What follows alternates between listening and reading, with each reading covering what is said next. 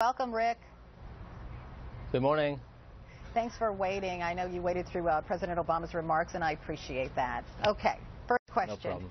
Do you think that engaging Trump in a war of words is helping anything?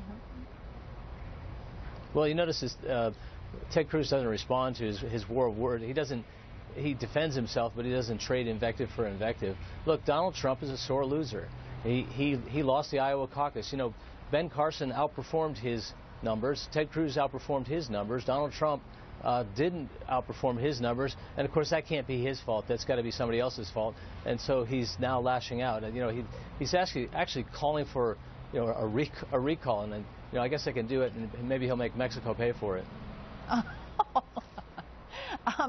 One way the Cruz campaign could settle this spat is to fire the Iowa staffer responsible for planting the notion that Ben Carson was going to drop out of the presidential race. So why not fire that staffer? Well, it was a little bit like telephone. The staff sent out a message repeating the CNN reporting, which was accurate, by the way, and that got translated by one staffer to be, unfortunately, to suggest that Carson might be dropping out. But I don't think it was widespread, and I don't think anybody was convinced by it. Again, Carson outperformed his numbers. But this isn't about Ben Carson. It's about Donald Trump. He's trying to find a way to get back in. He's upset that nobody's talking about him. But what was really instructive about the Iowa caucuses, and nobody's been reporting on this. Let's go back for just a second to the staffer. So should there be any disciplinary action at all? Because what this staffer did was serious. He told caucus goers that Ben Carson was going to drop out of the presidential race, and they should now throw their support toward Ted Cruz. Well, look, we told everybody this throw their support toward Ted Cruz, not just Ben Carson voters, but Trump voters, but all the voters. But I mean the part about Ben Carson dropping out of the presidential race. He didn't directly say that he was dropping out. He was inferring, as some of your correspondents inferred, that if Ben Carson went to Florida, that he wasn't serious about. Well, no, they said, you're not serious about running for president, or maybe you don't want to be president. That was said on this network, and that's a fair analysis, I think. And so that information was shared. But look, well, let me report, what came out of just to clear this up so my viewers understand. This is what this staffer sent out. Breaking news. The press is reporting that Dr. Ben Carson is taking off from the campaign trail after Iowa and making a big announcement next week. That's in Spence Rogers' email. Please inform any Carson caucus goers of this news and urge them to caucus for Ted Cruz. Now, Ben Carson is really angry about that. Well, Ben Carson went to Florida, and that was what was reported, and that's the information that we relayed. I don't know why Ben Carson announced that he was going to Florida and then to D.C., and that was his big announcement. He's going to speak at the prayer breakfast.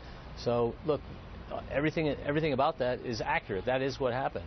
But again, it's not about Ben Carson. This is about Donald Trump. Ben Carson outperformed his numbers. Donald Trump underperformed his numbers. He doesn't like it, so he's going to raise what they call fear, uncertainty, and doubt. FUD. That's what salesmen do who can't rely on the reliability of their product. They create fear, uncertainty, and doubt because he doesn't have anything positive to sell. He doesn't know a position. He doesn't know what a ground game is this week. He learned, gee, I should have had a ground game. Well, the weather here has been great. We've knocked on 50,000 doors this week. We're making hundreds of thousands of phone calls. We'll continue to do that. We have Camp Cruz set up here in New Hampshire, and so we're trying hard to win. We're trying hard to win here in the future. I don't know. In light of all of what you just said, most polls show Donald Trump is ahead in New Hampshire by 20 points. He is. So that's right. There's a big expectation that he should win, and Marco Rubio's got some momentum coming out of Iowa, and there's a lot of pressure on him that he should win. And notice all his moderate counterparts are attacking Marco Rubio. They have not been attacking Ted Cruz, but we want to represent the conservatives that are here in New Hampshire, and conservatives have told us throughout this campaign that they're so grateful that they have an actual conservative to vote for, one who can actually win the nomination, the first conservative since Ronald Reagan. So we're pretty excited about being able to represent and support those people and give them someone to vote for. Rick, let me ask you this question, because I know that Ted Cruz was to attract more support in New Hampshire. This is how he, after his Iowa win, this is how he thanked voters. Let's listen.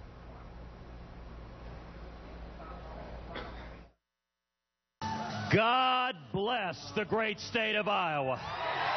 Let me first of all say, to God be the glory. Tonight is a victory for the grassroots. All right, so New Hampshire has the second lowest rate of church attendance in the country.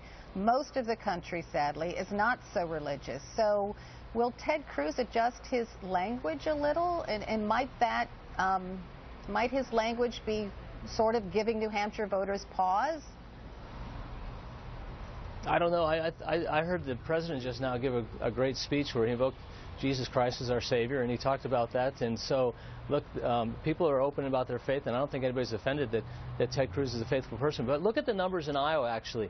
Ted Cruz led the largest turnout of Iowa voters. Now, he couldn't have done that if we only had evangelicals. We had a broad base of conservative support and Reagan Democrats and expect to vote for Ted Cruz because we had a data-driven campaign that we had a grassroots campaign. We got those people to the polls, and Ted Cruz led. He got the most votes any Republican ever got out of Iowa, and yes, he did well among evangelicals, but he would not have won unless he had a broad base of support among Tea Party, and that's where Ted Cruz came from. He started with the Tea Party. The Tea Party put him in the U.S. Senate and continues to support him. We're getting a lot of libertarian votes. In fact, we had a New Hampshire state representative, Gagnon, who endorsed us. He was a Rand Paul libertarian supporter. He endorsed us today, so we're excited about that. We raised $10 million since the beginning of the year. And remember, the Democrat vote went down 30% over the last open seat, which was back in 2008.